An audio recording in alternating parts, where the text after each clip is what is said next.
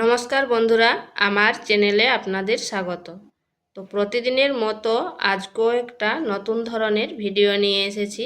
আজ বানাবো সজনে ফুলের নিরামিষ রেসিপি।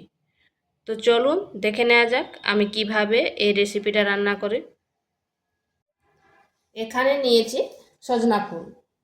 এরপর সজনা ফুলগুলোকে ভালো করে বেছে নেব, মানে ডান্ডিগুলো ফেলে দেবো।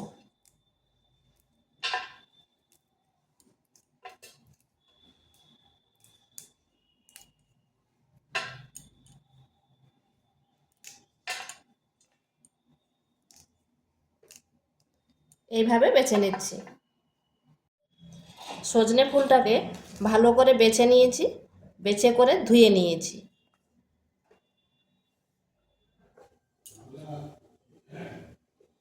কড়াইতে দিয়ে দিচ্ছি তেল,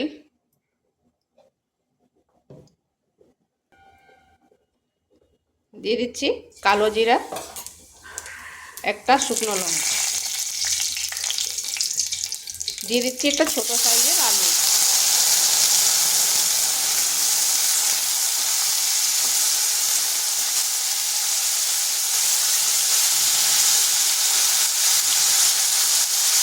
সামান্য লবণ।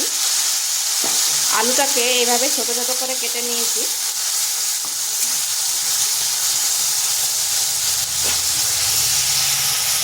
এরপর ঢাকা দিয়ে 1 থেকে 1.5 মিনিট রেখে দিচ্ছি।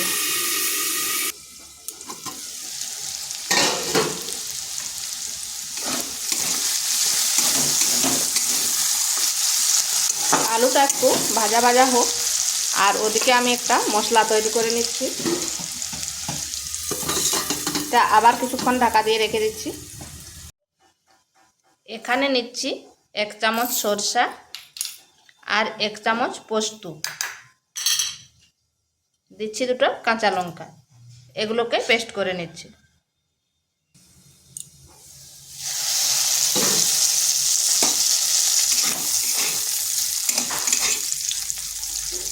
আলুটা একটু ভাজা ভাজা করে নিয়েছি। দিয়ে দিচ্ছি বেগুন।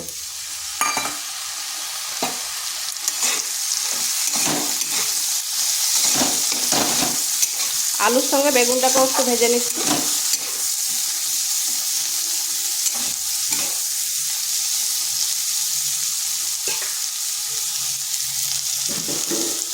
এটাকেও 1 থেকে 1.5 মিনিট ঢাকা দিয়ে রেখে দিচ্ছি।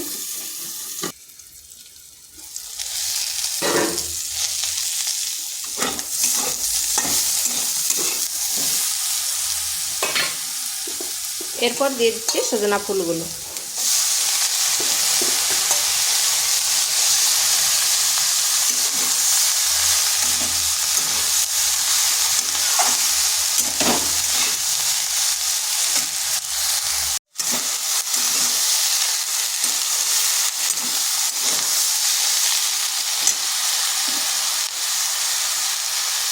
দিয়ে দিচ্ছি পরিমাণ মতো লবণ। লবণটা যেহেতু আলুতে সামান্য দেওয়া ছিল, সেটা একটু বুঝে সুঝে দেবেন।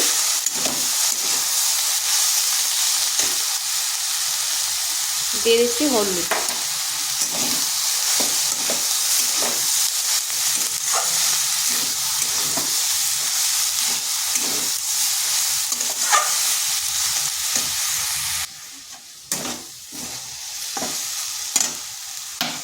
দিয়ে দিচ্ছি একটা টমেটো আর মটরশুঁটি। লঙ্কার গুঁড়ো। ঝালটা অবশ্যই নিজেদের আন্দাজ করে দিবেন, কারণ এখানে কাঁচা লঙ্কা দেওয়া আছে মশলার সাথে।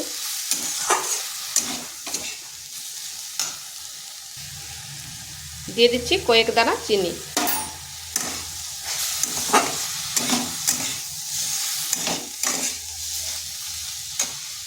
এটা ভাজা ভাজা হয়ে গেছে। এরপর মশলাটা দিয়ে দেবো।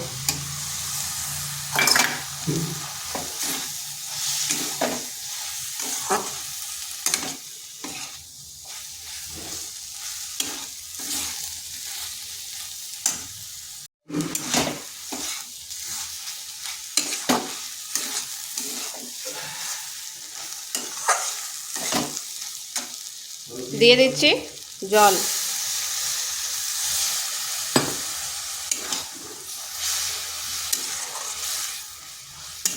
জল খুব বেশি দেওয়ার প্রয়োজন নেই, কারণ এগুলো ভাজার সময় তো সেদ্ধ হয়ে গেছে।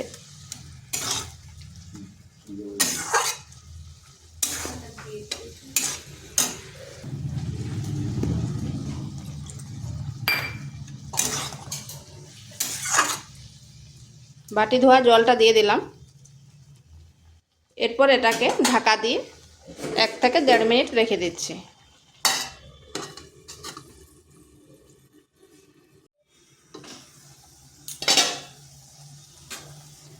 এটা হয়ে এসেছে। এইভাবে একবার নিরামিষ সজনে ফুলের রান্না করে দেখতে পারেন, গরম গরম ভাতের সাথে খেতে দারুণ লাগে। এরপর এখানে দিয়ে দিচ্ছি 1 চামচ সরষের তেল।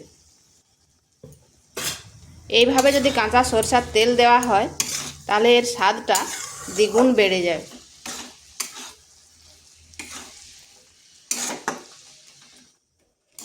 তো ভিডিওটা ভালো লাগলে লাইক, শেয়ার, কমেন্ট অবশ্যই করবেন, আর নিত্য নতুন রেসিপি পাওয়ার জন্য চ্যানেলটিকে সাবস্ক্রাইব করবেন।